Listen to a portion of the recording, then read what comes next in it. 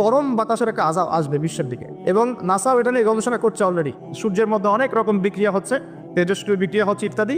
এগুলোর ওয়েভ বা ফ্লোটা আস্তে আস্তে পৃথিবীর দিকে ধেয়ে আসবে। নবীজি বলেছেন গরম বাতাস ধেয়ে আসবে পৃথিবীর দিকে, যখন মানুষ বস্তুবাদী হয়ে গেছে, দুনিয়া নিয়ে খুব বেশি ব্যস্ত, পরকারের ফিকির কম, আল্লাহকে ভুলে গেছে। গনিমতের মাল মনে করে আমানত মানুষ খেয়ে ফেলতেছে, আমানত রাখা হয়েছে, গনিমতের মাল মনে করে খেয়ে ফেলবে। যখন মানুষ এই মাকে কষ্ট দেয়, মাকে কষ্ট দিয়ে মানে মায়ের সাথে খারাপ ব্যবহার করে, বউয়ের আঁচল ধরে বসে খায়। যখন মানুষ বাবাকে দূরে ঠেলে দেয় আর বন্ধু বান্ধবকে কাছে টেনে নেয়, গান বাজনা বাদ্যযন্ত্র বেশি পায়, মানুষের কানের কাছে যখন বাদ্যযন্ত্র বাজতে থাকে, মানে হেডফোন দিয়ে গান শুনছে, এখন কানের কাছে বাদ্যযন্ত্র বাজছে, যখন জেনা বেশি বেড়ে যায়, অশ্লীলতা বেশি বেড়ে যায়, ব্যভিচার বেড়ে যায়, এই পাপগুলো যখন বেড়ে যায় এবং গায়িকা নর্তকীর সংখ্যা বেড়ে যায়, তখন ওই জায়গায় আল্লাহর পক্ষ থেকে দুইটা মারাত্মক আযাব আসে। তার মধ্যে একটা হচ্ছে মহামারী, একটা হচ্ছে এই ভূমিকম্প। ভূমিকম্পের সাথে চলে আসে ভূমি ধস, মানে ভূমি ধসে যায়,